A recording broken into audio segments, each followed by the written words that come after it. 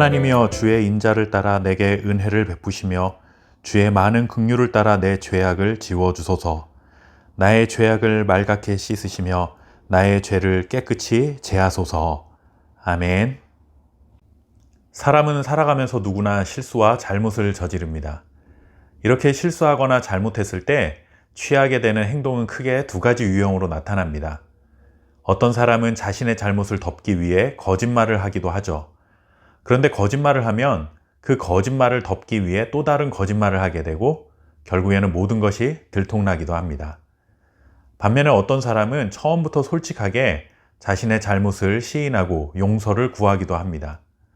사람들은 이 두 가지 모습 중에 잘못을 빨리 시인하고 용서를 구하는 사람이 되어야 한다고 말하고 그런 사람을 선호합니다.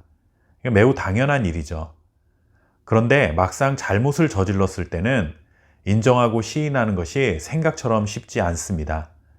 그래야 한다고 생각하고 그런 사람을 좋아하고 그런 것이 당연한 일임에도 불구하고 자신이 잘못을 저지르면 일단 숨기고 싶은 본능이 앞서는 것이죠.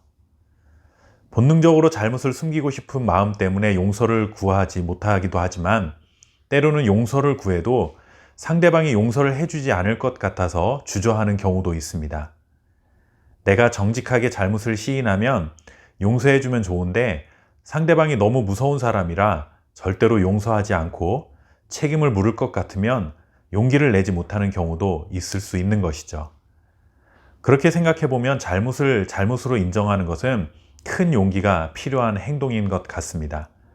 내 잘못을 인정하는 것 자체가 대단한 용기이고 상대방이 무섭게 책임을 묻거나 처벌을 할 것 같다라는 것을 알면서도 그에게 용서를 구하는 것은 대단한 용기가 아닐 수 없는 것이죠. 잘못을 인정하는 일이 용서가 필요한 일이기도 하지만 하나님을 믿고 살아가는 성도들에게는 믿음과 관련된 일이기도 합니다.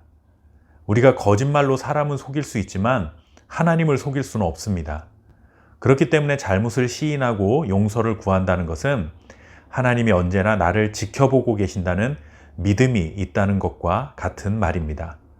또한 내가 아무리 큰 잘못을 저질러도 사람은 나를 용서하지 못할지언정 하나님은 나를 용서해 주실 것이라는 믿음의 표현이 되기도 합니다. 오늘 시편은 다윗이 밧세바라는 여인과 동침한 후에 선지자 나단에게 잘못을 지적받게 되고 나서 지은 시입니다.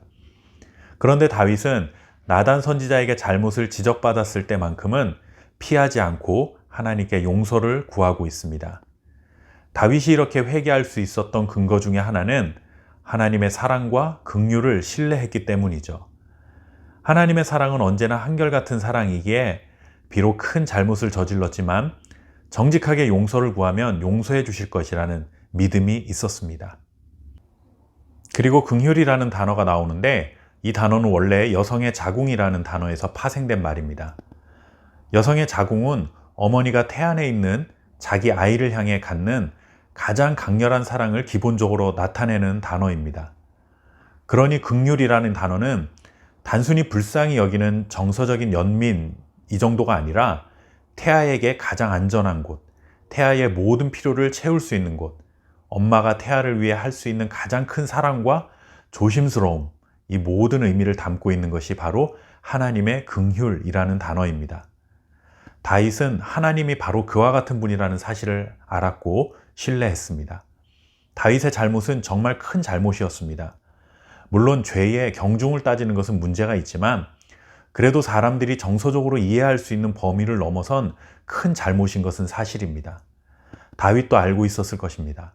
그러나 자신의 잘못이 아무리 커도 자신을 향한 하나님의 사랑과 긍휼이 그 어떤 죄보다도 크다라는 것을 알았고 그래서 하나님 앞에 정직하게 용서를 구하면 용서받을 수 있는 기회가 열릴 것이라는 사실을 알았던 것이죠.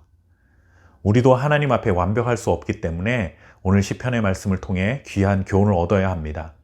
어떤 죄도 잘못을 시인하면 하나님은 용서하시는 분이십니다. 그만큼 우리를 사랑하시는 분이 하나님이십니다. 잘못을 저질렀을 때는 숨기고 피하고 변명하려 하지 마시고 하나님 앞에 정직하게 잘못을 구하시기 바랍니다.